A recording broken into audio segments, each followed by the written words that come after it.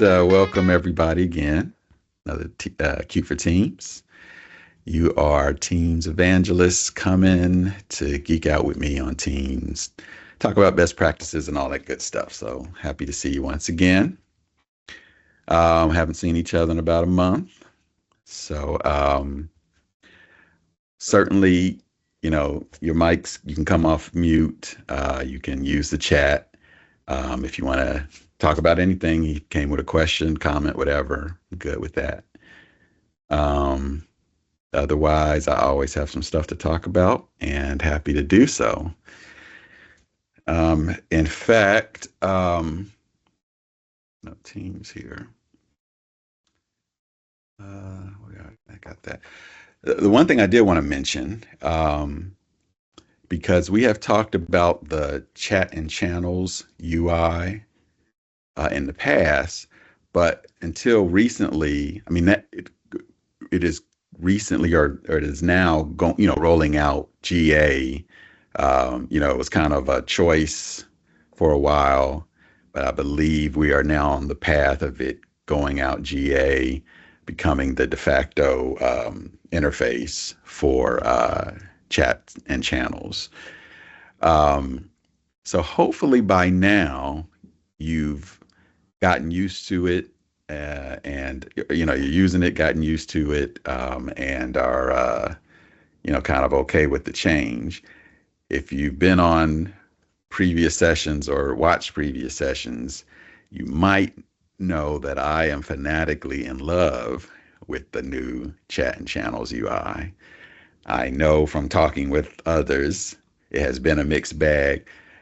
Change is uncomfortable. Sometimes we've gotten used to the other UI for several years, and so this is new. But my personal opinion, it's new in an absolutely positive direction. Once you kind of get around some of your cheese being moved, it has been phenomenal for me. It's been a huge productivity boost for me, this new UI. So, I guess from my perspective, it works the way I work. It's just been great. I'll call out too, mobile doesn't often get a lot of attention. Maybe if you're a frontline worker, you're using it very often. Others, every now and then. I'm kind of in that every now and then category. I travel every now and then. Or if I'm in the car or something, throughout the day and I'm trying to check up on things, and that's when the mobile, it's up on my car dashboard. That's when I'm using the Teams mobile app just to see notifications and whatnot. The mobile experience with this new chat and channels UI has been great too. If you haven't tried that, especially, of course, I wasn't ready to pull it up, but there's a filter button in the upper left corner that basically lets you see all chats and channels as recent. And what the mobile, I'm actually hoping they add this feature to the desktop at some point. But what the mobile becomes is a running list across all of your things of the latest chats or messages, wherever they may be, whether they're chats or channels. Here I can't. My things are grouped. Let me collapse them all here. My things are grouped into sections, which, certainly works well for me. And as new things come in, the section will get bold, which is, is what I want. But every now and then I just want a running list of the most recent. And I don't have that today in this. I have unread, which it's good. But and I've talked to others also, want just the latest, whether they're read or unread, period, right? And that's what the mobile interface does. When you hit the upper left corner button, it gives you that. So which is great in the car, in my pocket as I'm walking to the next meeting or traveling, whatever, to pull it out and what have I missed? It's right there. I need that in the desktop as well. It is great that it's in mobile. It makes sense it's in mobile, just the aspect of being on the go. So I did want to call that out and give mobile its props from that perspective. So if you haven't seen that, you should try that. That it is so good that I sometimes even here at my desk will put the mobile, just kind of depending on what I'm doing, will put the mobile on my desk with that view just so I can see and then go to the desktop to address something that I may have seen on mobile. That's your homework, is to kind of just take a look at that and see what you think about that. But all that being said, still in love with the desktop experience in terms of being able to group things into categories and to be able to have that category go bold when something in that category occurs. What has happened to me as a result of this interface, you all being Teams fanatics are probably like me in that you are in tons of teams with tons of channels. Um, Even in this demo environment, which isn't very big, but you can see a lot of teams and a lot of channels. Usually we are not, we don't care passionately about every single channel of every single team.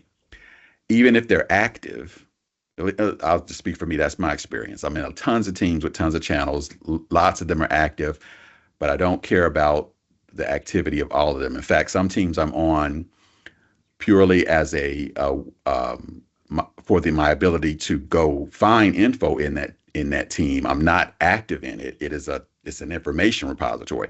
There are people active there who are putting in new information that I someday may want, but I am not active at all. So I don't need or care about the day-to-day posts that are there. I just need it to be there when I'm ready to search for something, or so that it's a part of any searches that I may do.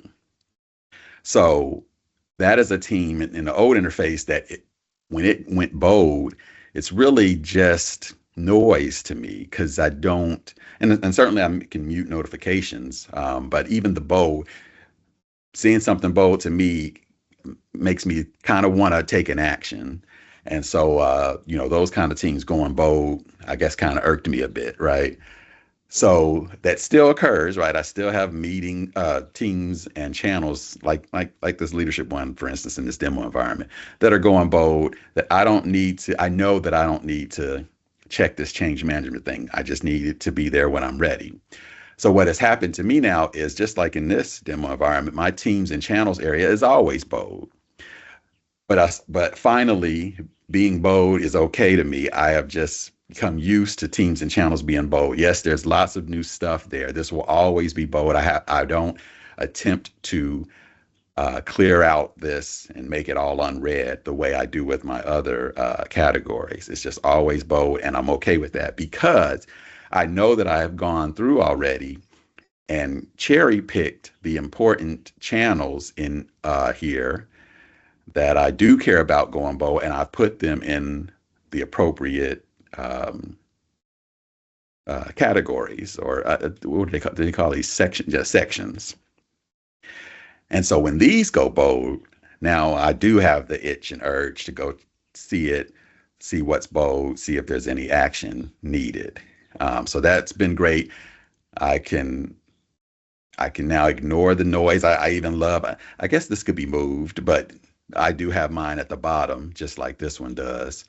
And in fact, I think, yeah, I was noticing this the other day that with the teams and channels, even when I start expanding things, it goes to the bottom and stays lit. I kind of like that too. So it's always very easy to get at it. But I have taught myself to be okay with it being bold, and so that has helped. So then what occurs now is just that the stuff that I care about is now going bold in my sections, and then I can address them as needed. So uh, for you as Teams fanatics, that might be as big a deal to you as it is to me to finally feel the ability to know when it's time to address something, and not and maybe you don't maybe the bold doesn't irk you as much as it irks me, but finally I can see what's actionable and what's just activity. So that has been great for me. one of many things. The way I work as well, I have certain teams based on my accounts, multiple teams, multiple roles that I work with, and so I have groupings based on those teams and based on those groupings. And then I have several accounts that have so much activity that they get their own section as well. So knowing that when the customer XYZ section bolds up, I know one of my big, very active accounts, something's going on there. Again, that lets me know I should take action. Same with something being bold on, team XYZ. Somebody on that team is saying something, and I can act on it. I am also a part of teams that aren't quite as active or that I'm not as integral to, so they can go bold, and my mind knows, yes, something's happening there, but I'm not a huge integral part of that team. No need to jump on that just yet. Other teams, if they go bold, I'm an integral part of it. I need to know what's happening there. So there's just a lot of scenarios that I can customize and create that just couldn't be done in the previous setup. So again, whether chat or your mics, I mean, if you've had a good or bad experience, I'd love to talk through your bad experience with this too. But if you got any experience you want to talk about, feel free to chime in. But I'm saying all of that primarily because this is going GA and it's going to be the default environment here. So, well, if you're not in love with it yet, you got to find a way to get there because it's coming.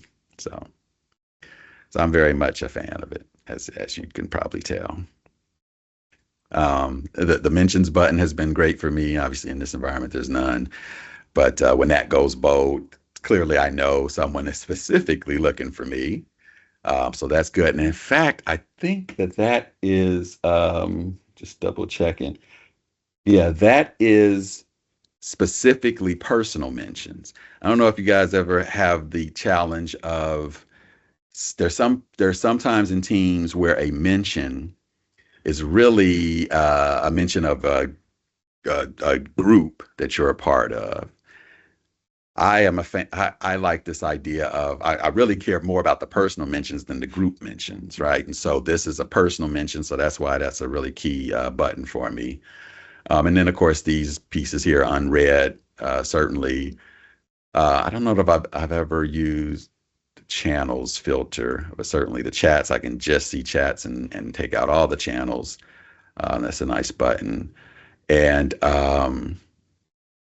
unmuted. I don't think I use that button too often.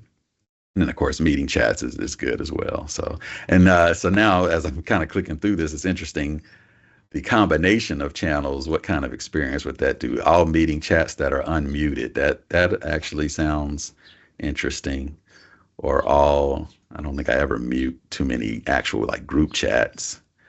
Shout out if you're in a group chat that is so so busy you got to mute it. I've muted meetings for sure. I don't know if I've ever muted a group chat. If I'm muting a group chat, I think I would need to think about leaving that group chat. Do you know when we might see this experience? I don't remember the actual time frame. I just remember seeing a something go out to say, hey, coming soon. We're rolling this thing out. It's leaving, preview that kind of thing. I'll have to try to find that date. But you say you mute chats so when you go on vacation. Yeah. In fact, when I go on vacation, which I did for spring break just a week or so ago, I mute everything. And I don't know if you've seen that. Let's see, if I go in Teams, I think I do it from Outlook, but let me check here in Teams, settings, and then notifications. There is a mute all. So again, for vacation time, it certainly could be during the day as well if you just need notifications and mute. But I hit that. I think I do always allow urgent and priority notifications though. But I do mute all. So there's that there. But then also in Outlook, that's not the one I wanted. Get rid of that. This is usually where I come when go on vacation, here to settings, And then I think it's notifications. And I think I turned this off. But what I'm looking for, maybe you guys remember where it is, there's a button that says whether or not this is going to work across Outlook and Teams. And it may be the mobile version of Outlook where I'm seeing that. That's usually where I end up doing it. So yeah, I think it's in the mobile version. When you come in here to Outlook Mobile and say turn things off or do not disturb or however they word it, there is a checkbox to say basically push this change across Outlook and Teams, which is really nice. So that is my, when I'm going on a vacation more than a couple days, that's usually my de facto approach to handling the noise there. So yeah, that's a good call out. Where am I? Okay. Da, da, da. While I'm here, this is another relatively recent change that I love. Where do your notifications appear on the screen? The de facto has been forever bottom right. That has not been great for me because lots of notifications from my apps appear in the bottom right and they sometimes fight each other. They sometimes overlap. I'll get a notification and then I'll get some pop up from the taskbar in the corner or something like that. So this has been awesome to change. I think my current one is top left is what I've been using, which I have no feature. I have no app that tries to put its apps in top left. So there's not in fact, yeah, bottom left, top left side of the screen, period. Most apps are not putting notifications there. So both of these pretty much give Teams its own spot there. But this has been awesome, especially for me with multiple monitors to decide where that goes. I actually wish version 2 of this says which corner and which monitor. That would be awesome because I'd actually prefer these not to be on my main monitor, go to my secondary monitor and put that up in the corner. That'd be awesome. You say in the chat, I wish that feature allowed you to put those. Oh, yeah, on another screen. You see, we are kindred spirits. We want to put these on a whole other screen. Yes. So I don't know. Maybe that's coming. Maybe the product group is watching right now and they'll take our suggestion. But I'll take this though. This has been definitely been an improvement. And I think I talked about in the previous session that I'm also using the new sounds, which is I think here. Especially now that I'm on multiple teams, I put a different sound to some of the key, team members in those teams because I get teams chirping at me all day, and I'm one that's okay with lots of notifications. I'm okay with that, so I let it chirp at me. But I know that most of those chirps are just standard channel posts and things like that. Meetings. I'm usually double booked, so it's some meeting I'm not in and things are coming up. I'm okay with that. But I do want a special and weird sound for anybody that is, kind of I work with often that I don't want to miss theirs. And so now I can both have their pop-up come in the corner that I want and sound in a way that gets my attention. Even if I'm like going to get coffee, if I hear that sound, I know I need to get back to my desk. That's somebody that probably needs some response from me. At the top of that list is my wife. So I got a special sound when she pings me in Teams from her job. Then I know I need to get on that or there's going to be trouble. So good stuff there. Good stuff there. So these are things I wasn't even thinking about talking about, but that's cool. The other thing I was thinking about talking about, in addition to the new chat channels interface, is one tip that I don't know if we've talked about before. There's the Meet app, and I don't know if you guys use this much. It's cool for kind of listing the different meetings that you've been in and whether if you have missed them or if you're just looking for a quick way to get at the recording. And then the meetings that are happening now or coming up are up here, and you can kind of scroll through them. What you may or may not know about this area is that it shows the little bobbleheads as people enter. If I am not the organizer of a meeting, and especially if it's like a big meeting where virtually like in the background, I don't want to be the first person in that meeting, potentially needing to kick off anything, right? The meeting really is not going to start till the organizer gets there. Well, these without joining the meeting, I'm going to see at least internal meetings. I'm going to see the little I don't know why I call them bobbleheads, but I mean the little profile pics of people as they pop in, and I can actually wait until I see the organizer pop in before I show. So it's kind of like if it was a real world conference room, I can keep walking by the conference room, and if it's empty, I don't want to go sitting there by myself. I'll wait till somebody else shows up, or to the actual meeting organizer shows up, so I can see that there. So that's kind of cool to peek at the attendees of a meeting before you join it. Also, of course, using the chat to see, because the chat starts to list, as it does here, who's coming in the meeting as well. So even without the little pictures of me, the chat could be used as well too. Some chat, as you saw that message just before, you don't get to see until you actually get in or accept the meeting or something. So this doesn't always work, but seeing people come in here or seeing any conversations that come in is useful as well. It's also useful to me as someone who is in even double booked often, to be able to see what's going on in the other meeting, at least by chat, and trying to figure out whether or not I need to maybe jump over to the other meeting if something's going on. So that is another cool tip as well. All right, so I did want to mention that as a tips and tricks in case you hadn't used the Meet app much. That's the main thing I use that for. Sometimes it's a nice way to just definitely get a join button, or even an RSVP button right there.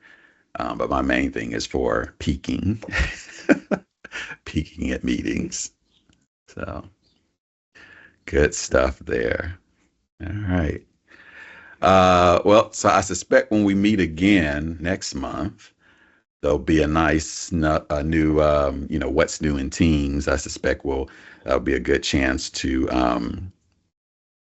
see what's new, as it says, and we'll go through and kind of check on anything worth talking about. Hopefully, what we've talked about today is useful to you. Again, I appreciate everybody joining over the years at this point. I mean, I call them, if you ever look on YouTube at these episodes, I think this is like episode 137, maybe. I mean, you and I have been together good 4 years or so, doing this. So happy that you're continuing to find value. And last thing I'll say about that too, I've created a new blog. I think I may have talked about this before. But what that means is I do have a Cute for Teams landing page.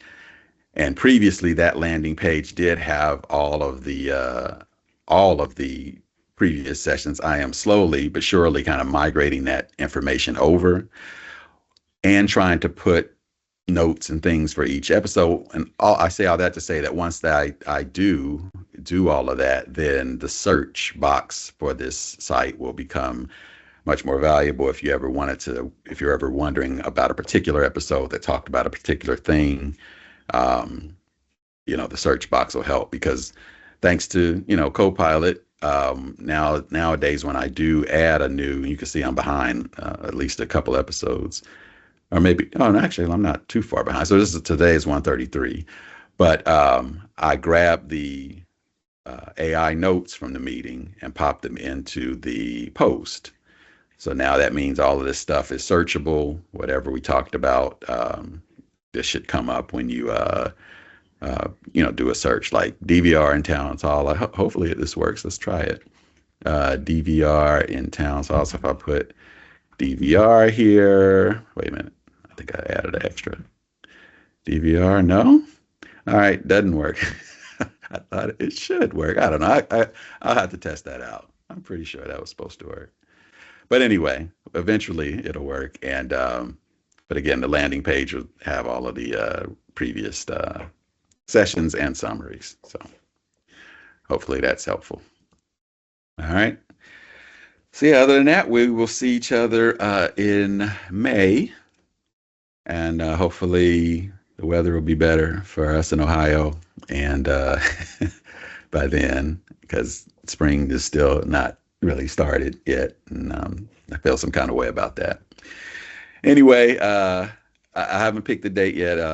It'll probably be mid-May, somewhere between 10 and 15. I usually just have to check my calendar to see what that Friday is and make sure I don't have a conflict. And if I do have a conflict, then it's the before or after.